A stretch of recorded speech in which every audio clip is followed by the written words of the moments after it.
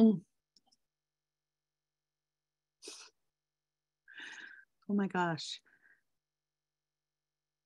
I don't know how to tell when people join or anything. Oh, people are starting to join. It's happening, you guys. Slow and steady.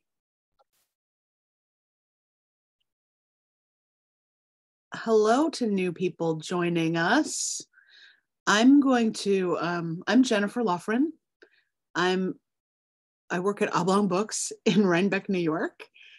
And I'm very delighted to welcome you to the Hudson Valley YA Society's Pride event. Happy Pride Month, yay! So at the Hudson Valley YA Society, we host terrific YA events. If you are a YA book fan, I would urge you to go to oblongbooks.com and get our mailing list, because we have all kinds of events, sometimes in store, sometimes online, and for all ages, but I personally am a big fan of the YA events. And if you're on our mailing list, you will be able to find out about them. I also have a couple of upcoming Pride Month events that I want to draw your attention to. So this Saturday, the 10th, is the Poughkeepsie Pride Parade and Festival. Oblong will be in attendance. If you're local, you should come. It's a very fun event. And next Wednesday, June 14th at 7 p.m., this is an online event again. Author Ray McDaniel will be discussing their new book, Gender Magic. And they're in conversation with Ellis Light from the Trans Closet of the Hudson Valley. And the event is presented in coordination with the Dutchess County Pride Center. And there's more info about that on our website as well. And it'll be great. So if you're interested, please join us. For us at the Hudson Valley YA Society, we're talking about some YA books. To celebrate Pride, we have 4 brand new, very queer books written by 7 authors, 6 of whom are here today. It's these stories really run the gamut. I feel like there's really something for anyone to enjoy. We've got historical, fantasy, lyrical, contemporary, rom-com-esque. There's really something for everybody. So I really hope that you'll pick these books up, because I've read them all and they are freaking delightful. Also, all the books we're going to be discussing today are available for purchase at Oblong Books. And I will put Helen will put the order link in the chat. The only exception to this is Robin's book, Ode to My First Car, boop, which actually comes out on the 20th, officially. But if you order it through that link, you'll have it in your hands just as soon as we can get it to you. And that will be before you know it. We're going to have a little discussion amongst the authors about their books and writing, followed by Q&A. So please, audience, be thinking of those questions, those burning questions you might have. And I'll ask you, you can put them in the chat when you think of them, but I will actually direct your attention to the bottom row of the screen. There's a little thing that says Q&A. And if you put your question in there, it will show up for me like in a queue thing, so that I will be able to see them all, because sometimes they get lost in the chats. So without further ado, let me introduce each of these books and authors, and we'll go from there. I'm going to start with James Klise. I'll Take Everything You Have. It's historical noir. It's set in a sort of gritty 1930s gangland Chicago. And 16-year-old Joe is a new fish in town. He's just straight off the farm. And he's discovering the city's queer community and his own identity as a young gay man. And also maybe some shady stuff too. Venom and Vow. Woo! This is glorious. Anna Marie and Elliott McLemore are the authors. This is lush fantasy in which a transgender prince and a bigender assassin from warring kingdoms must fight together to break a curse. And also there's a lot more than that. It's complicated. I'll let them talk about it. Next up, Ode to My First Car by Robin Gow, a contemporary lyrical novel in verse in which a bisexual girl navigates life and love over the course of a summer. She's sort of maybe desperately in love with her best friend and some other stuff. It's beautiful. And I will say it made me cry, but it's delight too. And finally, Time Out has 3 authors. Todd, Milliner, and Carlyn Greenwald are here. And it's contemporary, think like Friday Night Lights with rom-com vibes. It's about a teen sports hero who has to figure out his identity outside of basketball when he comes out as gay, and that costs him his popularity and a place on the team. And maybe a very cute reporter will help him figure it out. So welcome to all our authors. Yay! And I've introduced all your books briefly, but maybe can you take a minute to introduce yourselves a little bit more fully and tell us about what inspired each of your books. Now let's go in the order that I just said your books in. So Jim first. So you're asking to, I'm James, hi, or Jim, either one is fine. You want us to talk about what inspired it? So yeah. What inspired this book for me was a lifetime of, a lifelong passion for Chicago history and queer history and film noir, and just a really good kind of, the title, I'll Take Everything You Have, has various meanings throughout the book, but I hope that it also captures that feeling of being young and in a big city for the first time and just wanting to sort of experience every exciting opportunity that a city has to offer. And so, I feel like this book is such a reflection of living during the pandemic. When I was trapped at home, it was such a gift to be able to work on a story about somebody who was brand new in a city and cruising around the different neighborhoods and having all sorts of adventures. It was really fun. So that was really sort of what inspired the book for me. Fantastic. I don't remember Anna Marie and Elliott. Do you want to start us off with the theater nerddom? We knew we were going to talk about musical theater eventually. We might as well start with it. It's inevitable, yes. So part of what we were looking to do in Venom and Vow was a story that focuses on, if you're looking at musicals or plays, or other types of media, what you'd usually call the B couple, right? So like in a musical, you have an A couple, and they're the ones you see a lot, and they do a lot of dancing and singing. And then you have a B couple, and they're cute and they're fun, and they do some dancing and singing too. So part of what we were thinking was, gee, what if we had that B couple be the A couple? How would that change a story, and what would that look like? We wanted to do the couple that's bantering, that's having that kind of rapport between them, being the center of the story. I love doing these events with him. He's so good. He holds the book up the whole time. I love it. And also related to that had identity resonance for us. We're both trans authors. We're both authors with disabilities. I'm a Latin author, and having those identities at the center of the story was also kind of doing something that we didn't really get to see growing up. These are identities that usually aren't in the center of a story. So combining that idea of having the B couple and having characters with these identities be the heroes in the story, being the ones who are doing things at the center of the story, that was really at the heart of this for us. Awesome, thank you. Robin? So I've been calling this book my messy bisexual summer romance, and I think it's mostly just because I was a messy bisexual girl in my youth, and I think that I wanted to give space for those really complicated feelings that we have as a young queer person. That's kind of what I try to lead into for my books, is like the complicated emotions and sometimes not always making the right choices, but always leaning into like finding that way of expressing your true self. And I also, I had a car, the car in the book is named Lars, and I had a car that was Lars essentially, which is like a 1993 Volvo that was like falling apart. And I love that car so much, and I always wanted to give it a special spot. So it kind of gets to shine in the book. Excellent. Todd and Carlyn, I don't know how you want to, who wants to start? I was going to start. I guess we do this.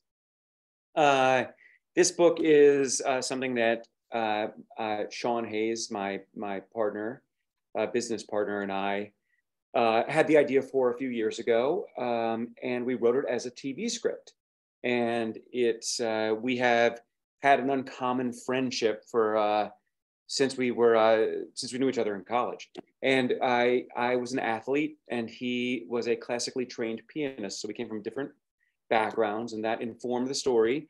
We were great. Oh, I'm sorry. We were we were great friends. Still are great friends, but we're old, so we needed help. And we took it to Simon & Schuster, and we met Carlyn, who came on board and made it a lot better than it was. Carlyn?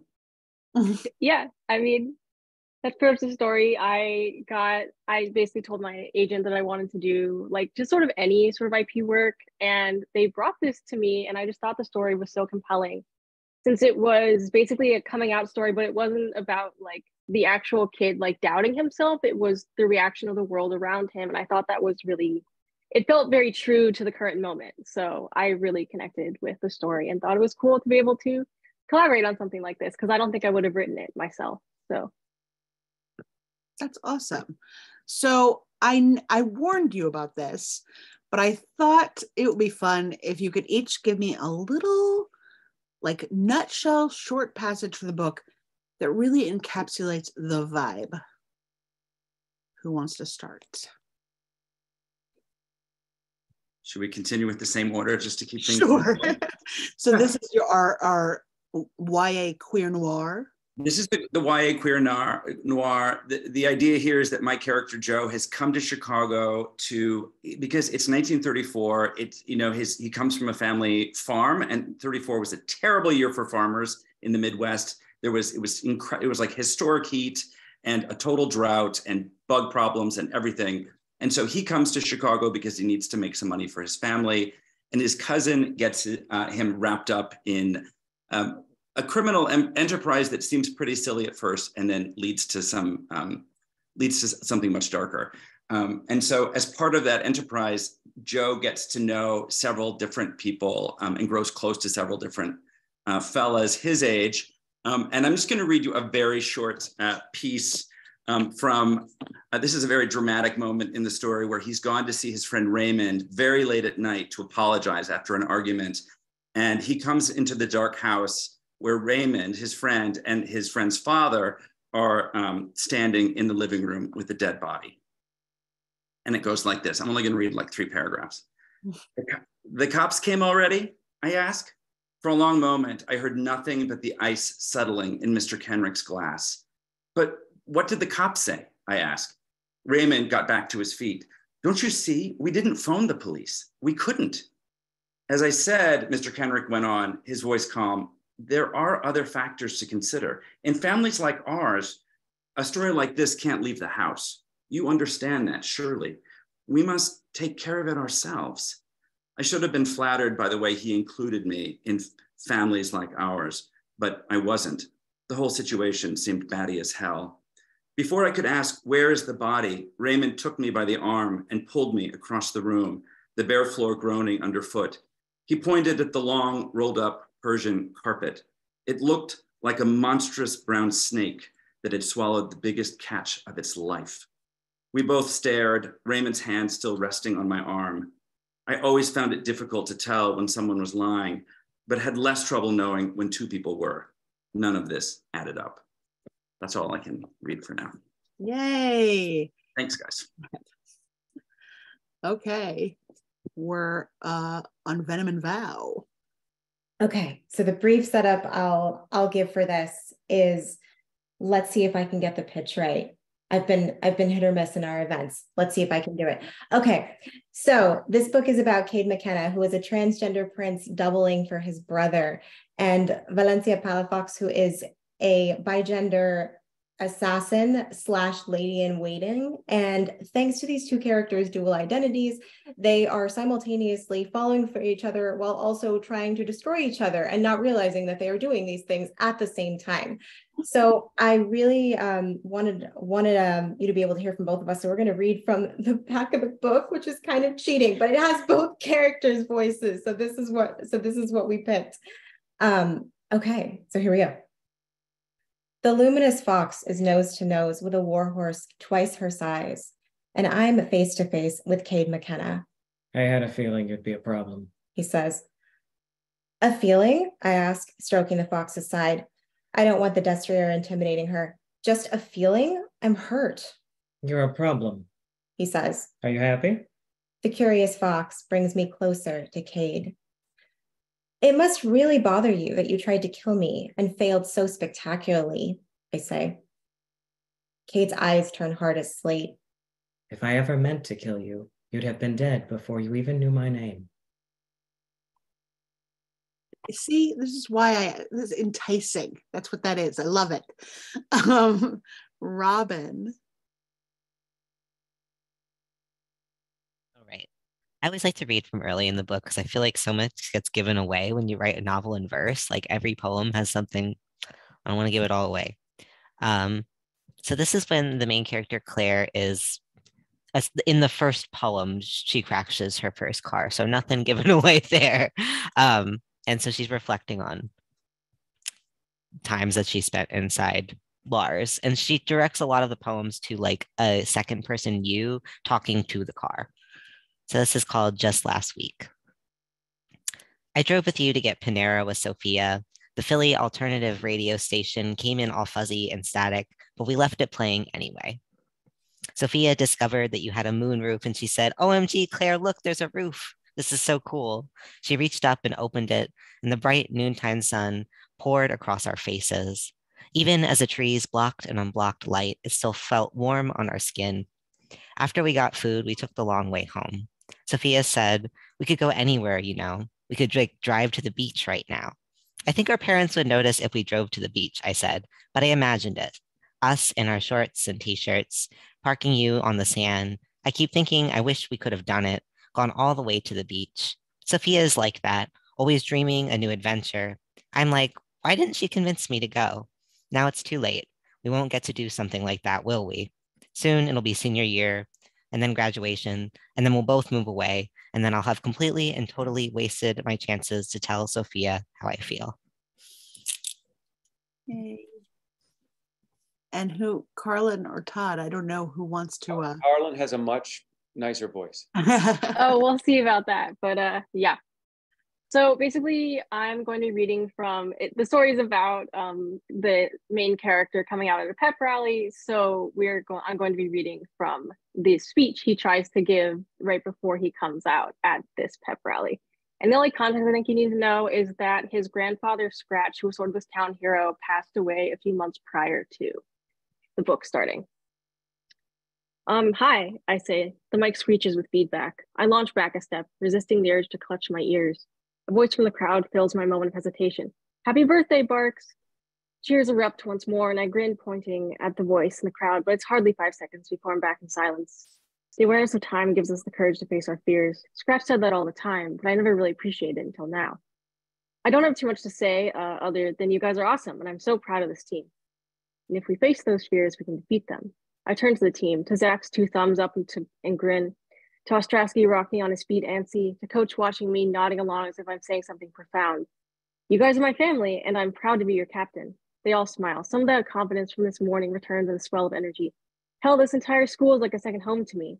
The crowd cheers again. My people, my family. They're here. They're all here for me, and nothing could stop that. Nothing can stop us. It's everything I could have dreamed of. And you should be able to share that everything with your family. Today's the day. I only have 18,615 of them left. What am I waiting for? Let's fucking do this. So I want you to know, 2 measly words and we'll be done. I'm gay. And then they're silent. I mean, maybe the small town in Georgia wasn't quite ready. Perhaps. When I was a young questioning kid in, the 80s, there were pretty much zero children's or YA books that had any kind of queer representation of any kind. So I sought out basically any media that did have it, which mostly meant movies and books aimed at adults, your Maurice or whatever, oranges are not the only fruit. And the first time I actually saw myself in a book actually aimed at teenagers was well after I was a teenager. It was Empress of the World by Sarah Ryan, which is more than 20 years old at this point because I'm old. So I have a two-part question for you all. First, what is the first book you read that gave you that jolt of recognition? And also, what does it mean to you that your book might be that jolt for young readers now?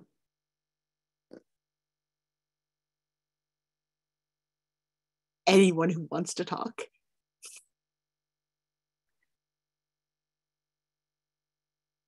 I'm just going to stick with the same order if nobody else. So Jen, I'm even a lot older than you, and so obviously when I was young, there was nothing. But I remember I was just having this conversation with somebody else when I was in maybe senior high school or freshman year of college. I stumbled across a book at the library called Dancer from the Dance by Andrew Holleran, it's like a landmark masterpiece in in the history of queer literature. I didn't know anything about it. I mean, it's kind of a Gatsby-esque story of this sort of innocent from the South who goes to New York City and to Long Island, but he doesn't go to West Egg. He goes to a place called Fire Island, right? Which I thought was like the island from King Kong, right? And it was not like the island in King Kong at all. It like shocked and terrified me. I didn't realize, because I had nothing to compare it with. I had no idea that it was satire. Like the book is a satire, but if you have nothing to compare it with, no other queer, narrative, you think that that's like a roadmap of your future. It'd be like a teenager reading, 50 Shades of Grey and thinking that's the future, right? So I mean, what's wonderful about publishing for young queer readers now and for all readers now is that that you're part of this huge conversation with so many different narratives and so many different experiences and voices. And so I feel like, oh, good, my narrative only needs to appeal to its ideal reader, right? It's not gonna, I wanna thrill a young reader, but I certainly don't wanna terrify them. About what their future might hold. So it's just such a different, I mean, some of these other writers are so young. And so I'm really eager to see sort of how they answer this, because for me, I mean, the difference is just night and day from what we had when we were young versus what young people have now.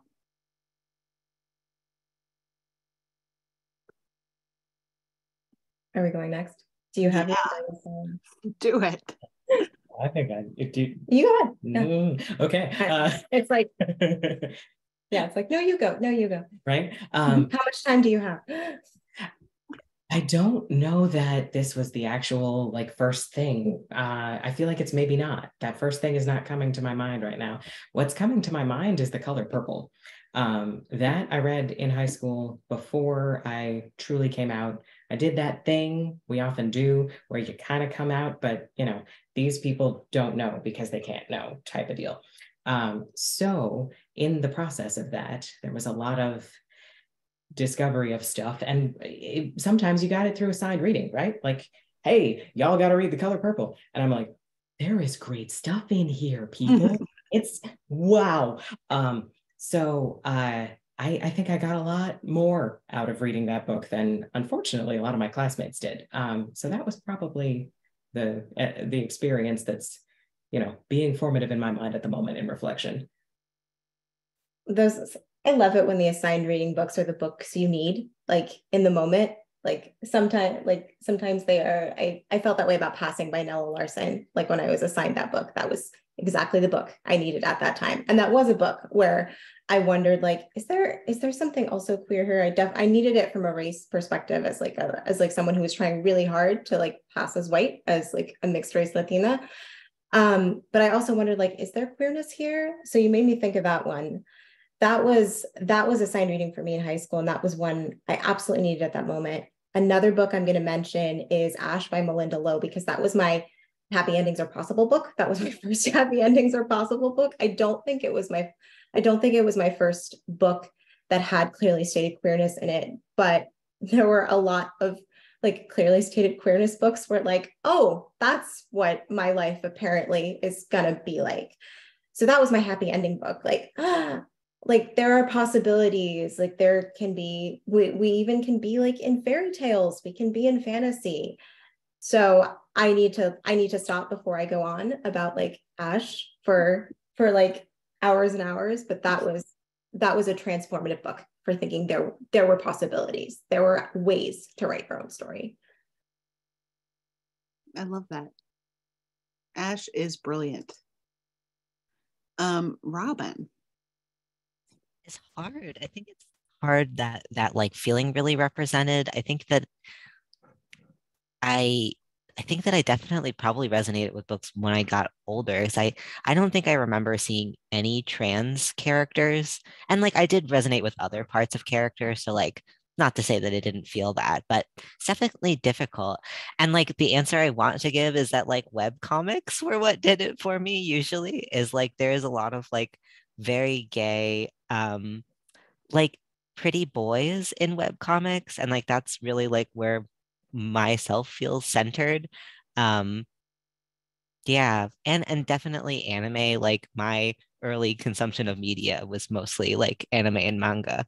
um but as have gotten older, I think that one of the first books that I read in college where I felt like really just immersed in something was Stone Butch Blues, because I felt like I think it was a feeling of like we have a history, and like these experiences that I had as someone at the time I identified as a trans man, and like just being like, wow, like there is a history and people have literally experienced these exact same like instances, even though it's in a different time period. I think that that felt very moving to me. But in high school, I also really loved Perks of Being a Wallflower. The gay character in that book definitely has a hard time of it, but I did feel like I connected to him, and I really liked that story. Yeah. I'm just glad that we have so many more things now. Like, I mean, you guys are all proof that there's really just such a vast array of queer literature for teenagers and kids. And I think that's really special. Carlyn and Todd, do you have a? Yeah. It's funny that I'm old. I guess half of this panel feels like they're older, and we had a different an experience that was probably quite different. And I didn't have a lot of exposure to that, especially when I was trying to be, like a really good blank player on the team. But what I did find was a lot of fiction that had implied homoerotic moments that filled me with hope. And I think that every time I answer this question, I want to talk about a book called A Separate Peace, which was so important to me as a kid, because I felt like I read probably something into it that some people read that was there and some people didn't think it was there. But for me, that book was really super important. And then gosh, I mean, Elliott, or theater, just, I mean, good Lord, it's, I mean, where do I start? Because I'm a television movie theater producer more than I am a writer. And so a lot of those stories, even when they weren't, probably as overt as like Rent, but nonetheless, Perks of Being a Wallflower and Rent meant a ton to me too. And I'm old. I hope that answers that. Carlyn? Yes, I think so. Yeah, I mean, for me, the thing was I am young, and then I didn't even realize that I was queer until I was 23. Like it was probably there. Twin Peaks was probably involved somewhere in high school, but I had no idea. So I wasn't really seeking out queer literature until like probably college a little bit after that. And so I think it was Becky Albertalli books. I think specifically Leah on the Offbeat was one of the first books where it was a Jewish bisexual girl, and there was a coming out story in there that I was like, oh, okay, like that's starting to feel familiar, like what's going on here. And I definitely think, like, in terms of the second part of the question, yeah, it's just wonderful, like James was saying, that like we aren't the only ones in the canon anymore, and that you can get so hyper specific about the kind of queer reader you want to reach out to. I think that is so beautiful. And so like it's so fun to be able to see, even with like this book, like is it appealing specifically to gay athletes or in the closet, specifically people in the rural South? Like it's so cool to then fit into those niches, but then hopefully also just appeal generally to a larger audience. Amazing. We're in a time, obviously, where book banning and challenges are really on the rise. Troublingly, like worse than anything I think we've seen before in recent memory, anyway. And there's a lot of people who really don't want kids to have books by and about the LGBTQIA plus community. So I'm not suggesting that we try and entertain or try and educate bigots.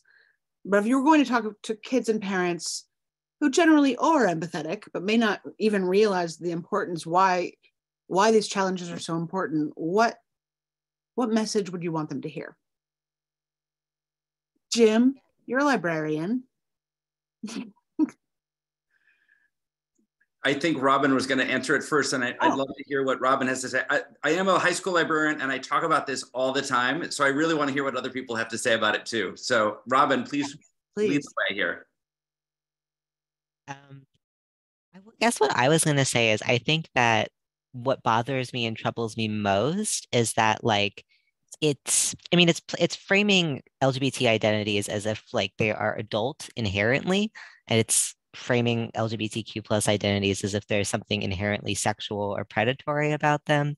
And if we look at like the similar content of like straight YA books or something, like we all have about the same amount of content that's messy or hard or difficult topics and stuff, but it is like that erasure of identities. And I think that I want to point to that so specifically because oftentimes these book banning things will go under the guise of being like, oh, well, there's something sexual in this. And it's like, well, I don't see you talking about, I mean, I read a lot of YA as a teenager, and there's some very raunchy stuff, which is teenagers and youth need to engage with understanding different ways people process sexuality, identity, all those things. Like you need that media. And that's the other thing that I say, and then I'll stop talking because I talk about it a lot. I work at an LGBT center, so also my life is that like, so often they're banning books that show healthy depictions of sex and relationships.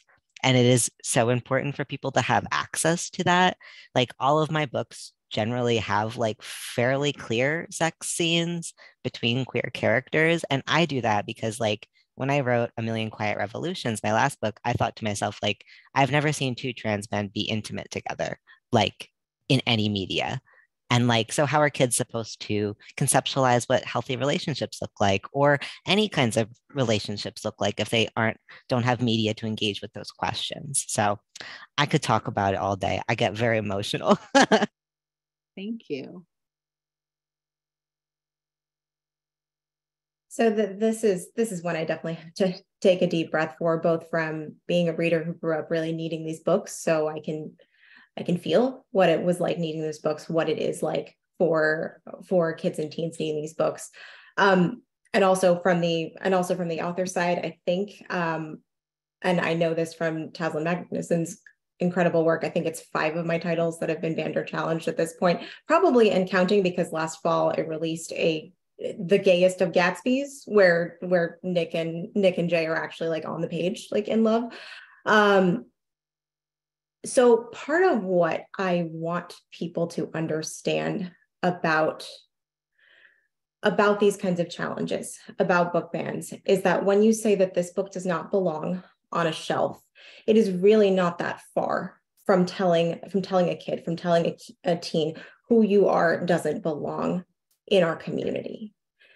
And I think often that is missed in wanting to somehow it's under the guise of protecting readers, which it isn't, because we needed these stories growing up, they need these stories growing up. They need to find like their stories, their best friend's stories that are not like theirs also on shelves, to be able to have that range of experiences, that range of empathy for each other that I really think we built through reading.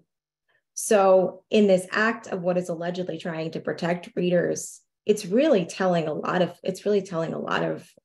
readers, like, who you are doesn't belong with us. Who you are doesn't belong in this community.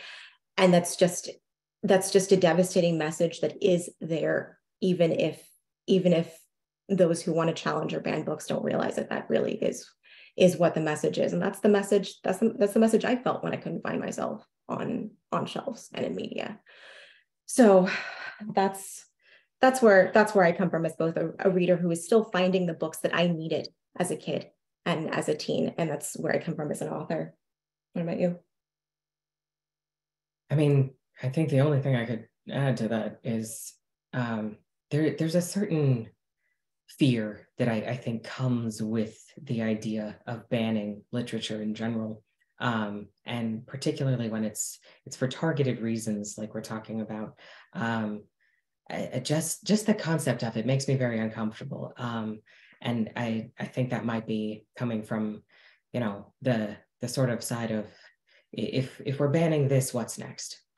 If people aren't supposed to have access to these things, what else? That idea that there could be an expansion is, I think, something that could push our communities much further back, rather than continuing to move forward in a positive way where young people feel included and valued. It just feels very oppositional to the way I think we're trying to all live in the world. So I think I will leave it at that. Fair. I feel like we're getting into real downer territory. And who wants that?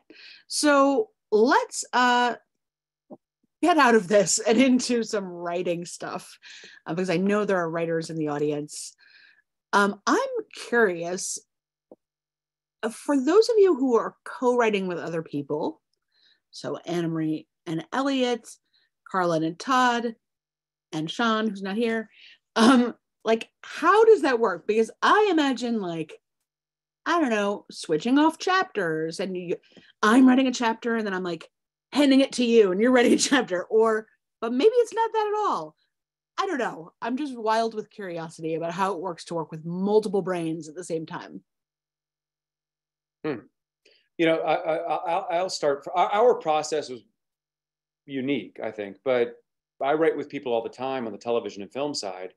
And it's never you take a page or you take a chapter or something like that. It's kind of like we sit down and we talk about what's the story we want to tell, what's it about, what's it really about, why now, all of that stuff. We outline it together, and then we sit down and we hammer it out across from each other in almost every circumstance. This was unique because we wrote it as a television show, and then we sent it to Carlyn and said, you make it good. So we went back and forth, though, electronically, which over the last couple of years is probably a way a lot of people that collaborated did. So we'd each give each other thoughts, and then the publisher would give, the editor would give us thoughts, and then we'd go back and it was really, Carlyn, I don't know how you feel, but you can at least act like you like. But it was all very easy in this situation. I'm sure that it isn't always. I think finding the right writing partner is probably just as important as finding the right story. What would you say the same, Carlyn? Yeah, for sure. I mean, it was definitely, I think we had it was very much concepted like a TV writer's room, in which, like Todd was saying, you talk about the idea, you outline together, and then someone gets assigned to do the physical writing, so the entire thing feels cohesive. So, and again, this is like a very specific case of how we did it. So I wrote the first draft. So we had like a singular voice, but I was basically adapting the pilot. So I'm adapting Sean and Todd's voice into book form, because basically, like, I had the expertise in writing YA contemporary as a book. And so I'm basically taking their voice and saying, like, this is how we make it into a book. This is sort of you know, how these books go. This is what the voice usually sounds like, and just sort of making sure that there's a melding of all the ideas and all the voices in there. And then from there, they got to read it and then would give notes, and we sort of went back and forth that way. So, but like, yeah, so it was a cohesive vision, and it was a cohesive writer for the first part, and then but everyone's voices got in there. So yeah. Wild. What about you two? So we did go chapter by chapter, two different points of view. I think switching off writing them and then editing each other's. Something that's really important to me in a co-writing project, and I think Todd and Carlyn talked a little bit about this and with the book coming together. The wonderful thing about co-writing projects is that you're making something that nobody could make on their own. I like my brain is so all over the place that I only co-write when it's something that I couldn't do myself. Just because it's wonderful, but it obviously complicates the process. I can't imagine it was like 3 authors, because we did it with 2, and we know where to find each other because we live in the same house. So what makes it worth it, what makes it magic, is the fact that you're doing something that you couldn't do on your own. My first co-author was Miss Meteor with Taylor K. Mejia, and that was something where we both kind of had 2 halves of an idea, and neither idea was a whole book. We put them together, and it was like they were always meant to be together. With Venom and Vow, I knew that I couldn't write this character the way that this character needed to be written. So I was like, I know another trans writer. What do you think? So he wrote Kate in a way that I couldn't have, and that's part of what I absolutely love about co-authored project. Also, as a reader, is knowing what the sort of alchemy that comes together that no individual author could have done on their own. Even if I love each individual author's books by themselves, it's a completely new voice when everything comes together. I love it. It was also a great opportunity to collaborate in like you all were talking about, Todd and Carolyn. There's a part of this that, you know, you have to sort of workshop it. We did go chapter by chapter in exchange for sure. But we also, you know, blocked things out physically and talked about stuff and drew little drawings. And part of the drawing of little drawings ultimately became the map that you will see in the front of the book. If I can do this like this and have you all see it. Woo! This was obviously drawn by an actual illustrator. But you know, I don't know that either of us would have taken the time to like draw ourselves pictures while we were trying to write something were it not a collaboration, you know? And collaborating meant that we got to do things like actually blocking out fight scenes, like actually like taking our canes, taking our stops and like blocking them out like at quarter time to make sure that like nobody gets hurt, but to actually like theater block fights to make sure they work. And that's something that you need a partner to do. It helps for sure.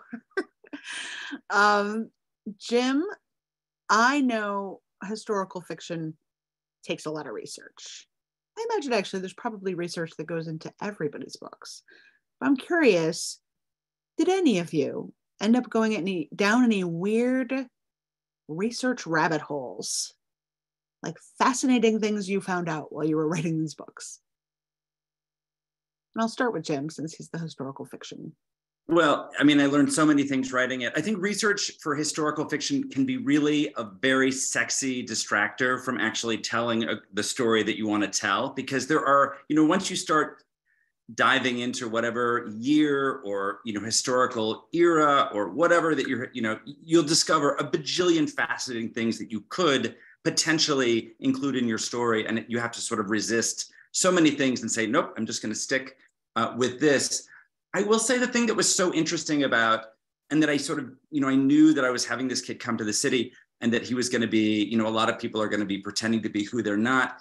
One of the interesting facts I learned was that in 1934, people didn't have driver's licenses yet, right? So a lot of people would walk around without any ID, right? You would show up places and you were who you said you were, or you often had some sort of letter of introduction from which, you know, that's a mutual acquaintance or somebody that knows that person that might employ you.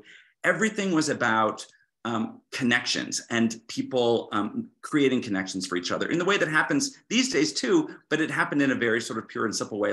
Back then, like, hey, I know this guy and he's hiring, and tell him that I sent you, right? That kind of thing. I found that to be interesting.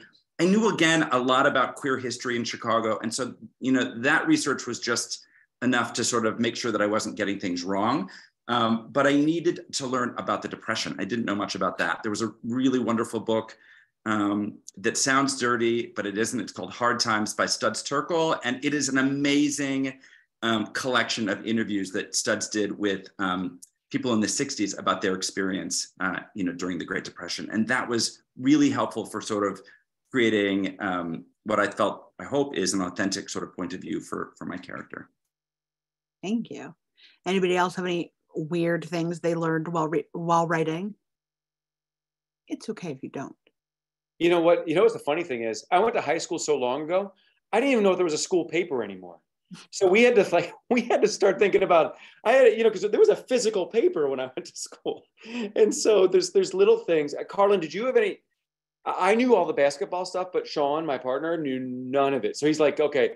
So it is kind of funny, Anna Marie. I didn't know the basketball stuff either. There was that part where we go back and you just go home and write the basketball stuff, please. Yeah, I did the research and I thought I had it so good, and then I get the next draft back and they changed everything. Oh, guess not. Oh my You god. just invented your own rules for basketball. I guess so. There's a bunch of like terms for things where I'm like, I don't know, they're running down the court, they throw the ball into the basket, and like if you told me to do like more specific than that, I wouldn't know what to call it. But like this kid would know what all these terms are. So they helped me fill in all the terms. Good. It's necessary. Anybody else? I want to talk about world building. So we always hear about world building in terms of fantasy books like Venom and Vow, which very much has so much of a world that it has a map. But in all of your books, there's very much a sense of place, and you have built a world, whether that's like a lush fantasy kingdom with tapestries that come alive, or a small town Georgia diner, or 1930s gangland Chicago, or the King of Prussia Mall parking lot. Like all of them have a distinct sense of place. And how do you get there? How do you get that on the page? I think like for me, I think of places really as almost like characters, because like I often am really inspired to write about a place, because like being a teenager in any specific place is a very specific experience. And it's interesting because when I draft things, I draft it first with all the characters' interactions, and then I layer on the place. And then the place informs the character interactions, so you keep going back and forth. But yeah, I really take it down to like the senses that I experience in those places, and then kind of around the senses kind of build those poems that talk about the specific places. Because a parking lot could be very beautiful sometimes. Or moving. Yes, exactly. Anywhere, even nowhere, Pennsylvania can be very beautiful if you're in love with someone.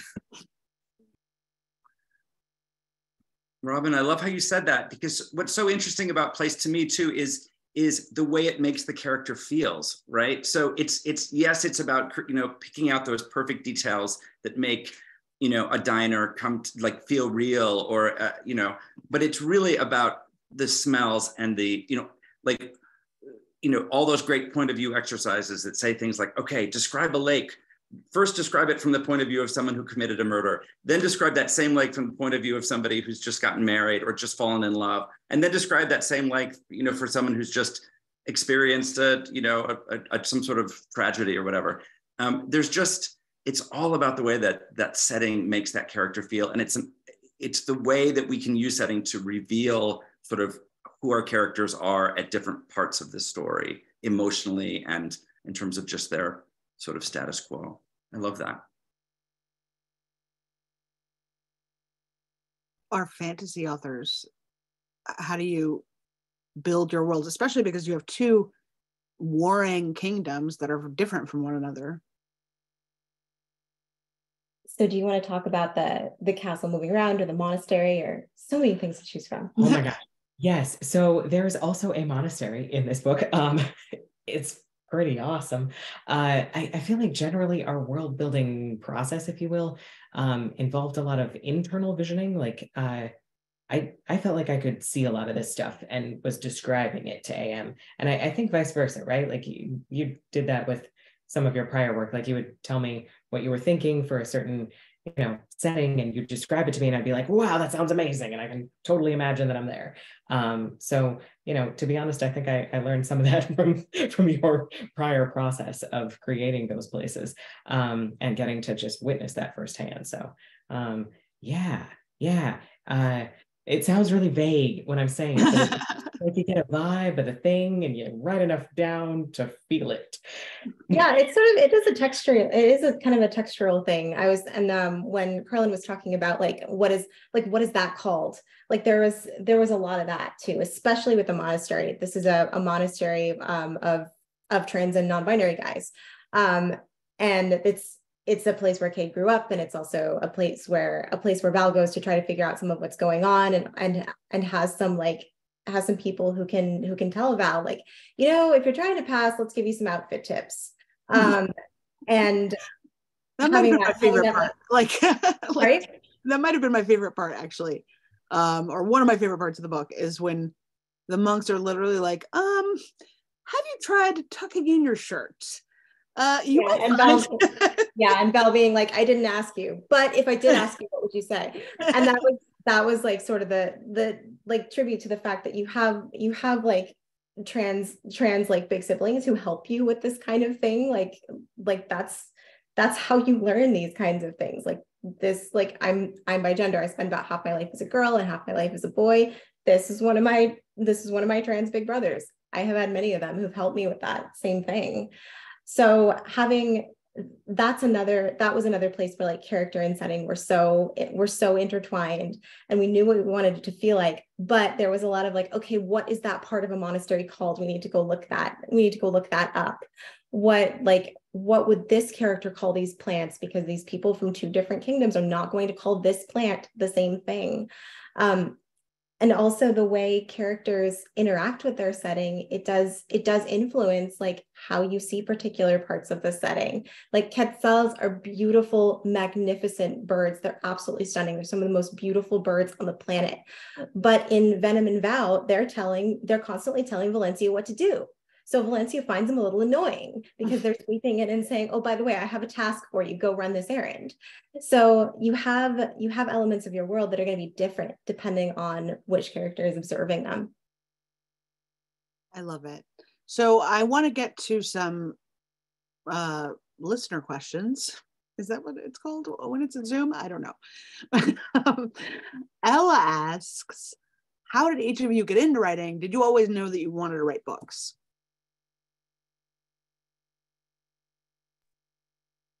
Carlyn, why don't you start? Sorry, I was just trying to jump in. Oh, please, Robin, go ahead. Go ahead, Robin. I clicked something wrong. I'm so sorry. I was just going off ready to go. I was just going to say I've always written stories. I didn't write until I was in 3rd or 4th grade, but when I was little, I was making storyboards. So I've always known I wanted to write books. Yeah, kind of very similar to that. I've been a huge reader all my life. And then I think I started writing fan fiction before I had a word for that in late elementary school. And then in middle school, I was writing original books, and they were about serial killers, and they disturbed my parents a lot. And I just sort of continued to write all through adolescence and now, and just sort of never stopped, but started taking it seriously probably around 2016, and then eventually got here. So it's been a long journey, but yeah.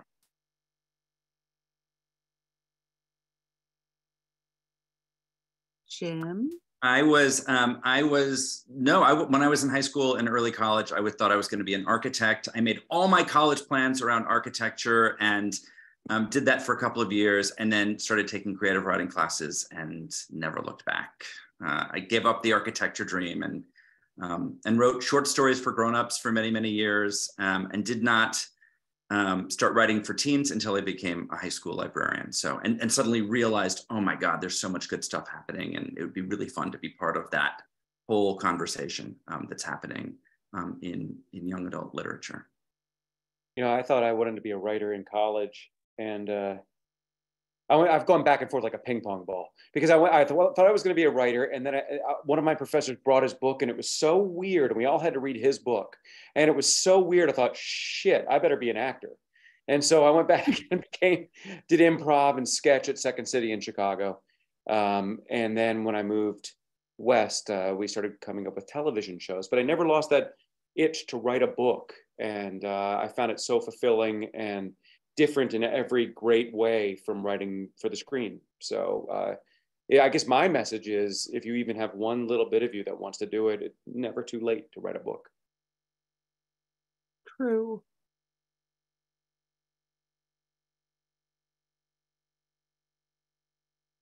Anna Marie and Elliott.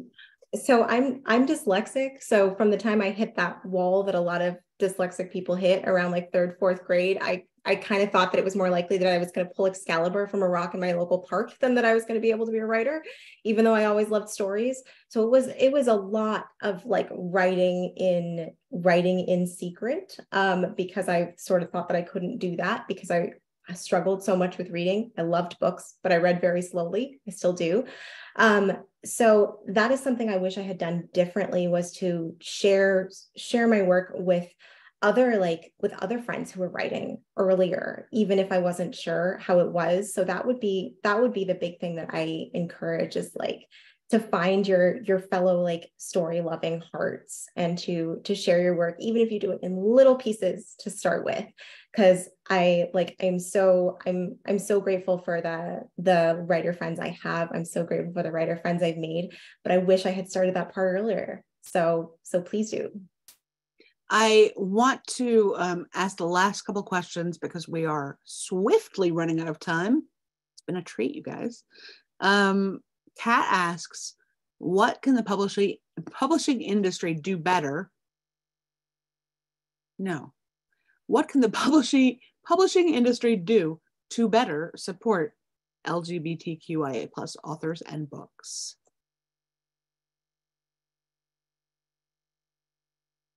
Kat's an editor. She can do no wrong. You're doing it great already, Kat. But what can other people in the publishing industry do? She's our editor, and she kind of can do no wrong, which hence she's the best. You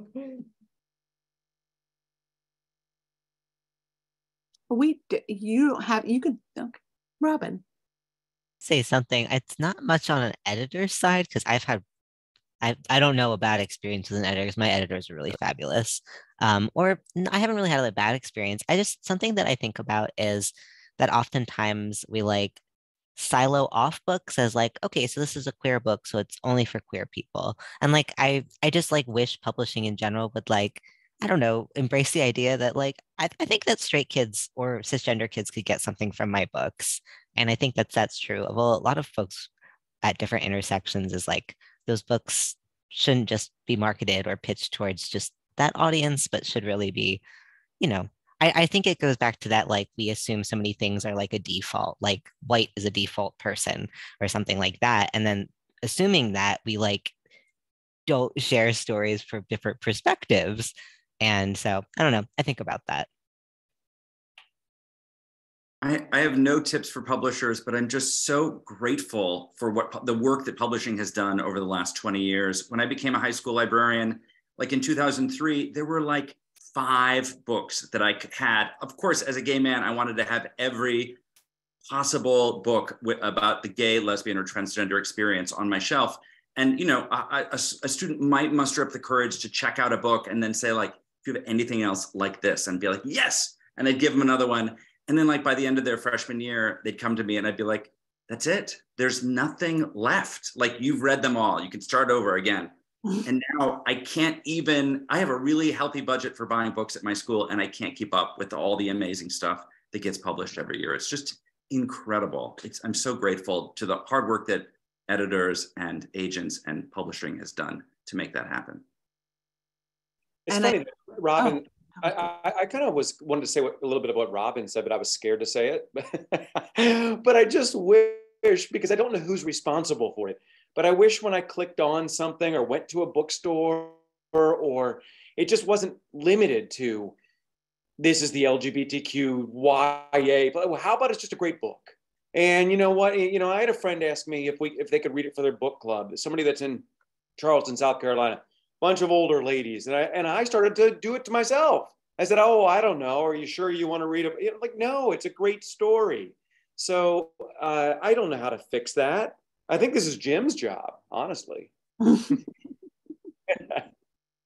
Keep funding school libraries, please. That's my tip for every voter out there. Please join your library boards.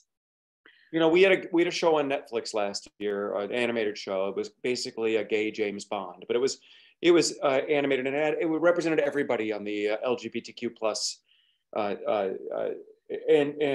And what happened was Netflix puts it in one category, and everybody. But I thought it was just a great spy story, and if we would have sort of started there, then you know, it's anyway. I'm done. I'll go. Well, I think that all of these books can be safely said to be for any audience. I mean, I think particularly young adult, but I think that any reader would love them. And on that note, for my last question, I mean, you guys don't understand how many questions I wrote. So many questions. We're going to have this again, I guess. But in the meantime, Maggie asks, what's the last queer book you read that blew open your concept of what was allowed or that inspired you? And I will say, or just a great book that you want to recommend for people who love your books. So this book, it's a YA horror novel. It's called Hell Followed With Us by Andrew Joseph White. That book, it's basically about a trans boy in the apocalypse who's slowly turning into a monster. And it was like one of the most, I don't know, it was such a revelation. I've never read a book like it. It's so focused sort of on like anger and brutality while also being like so hopeful, and it just felt so raw and different and like an emotion that hasn't been expressed as far as I have read in my experience, and I loved it. I recommend that to everyone.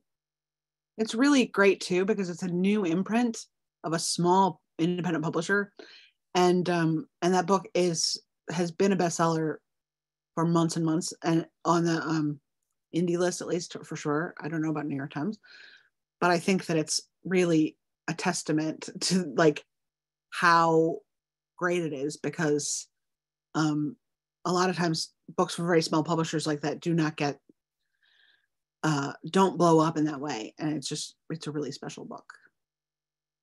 Other recs.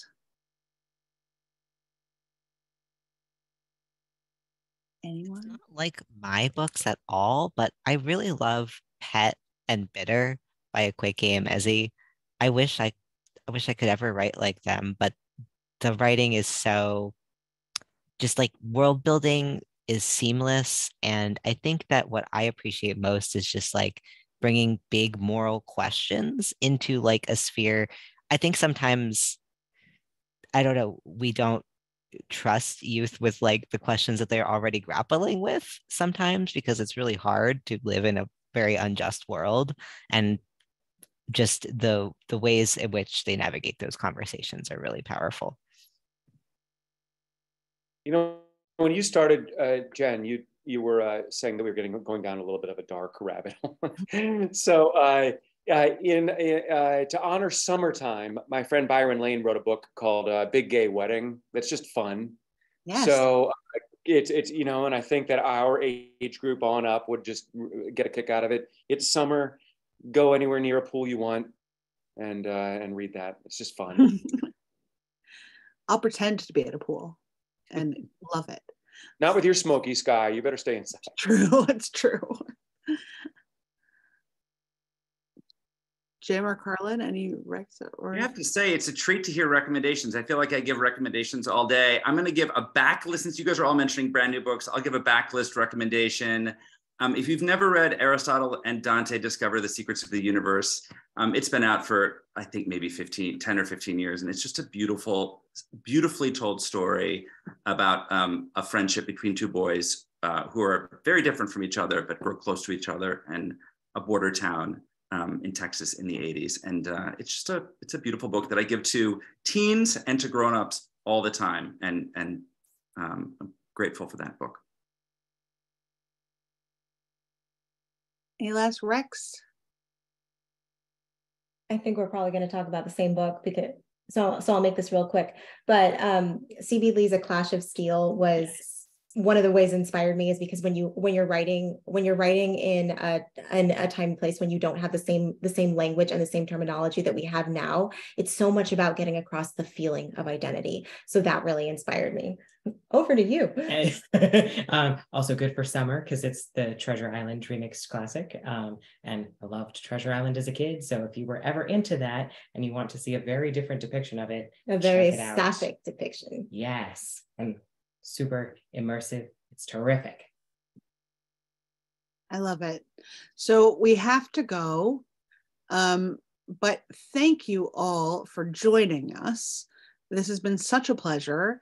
For people sad about this, Jen, I want to see everybody else. Let's figure that out. Okay.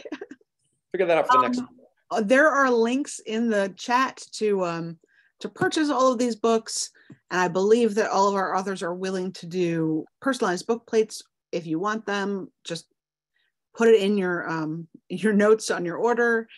And it's been really such a pleasure. Thank you all so much for coming, and thank you to the audience for joining us at the Hudson Valley Way Society. Thank you, Jen. Thank you, everybody. Bye. And this will be on YouTube later too. Bye-bye.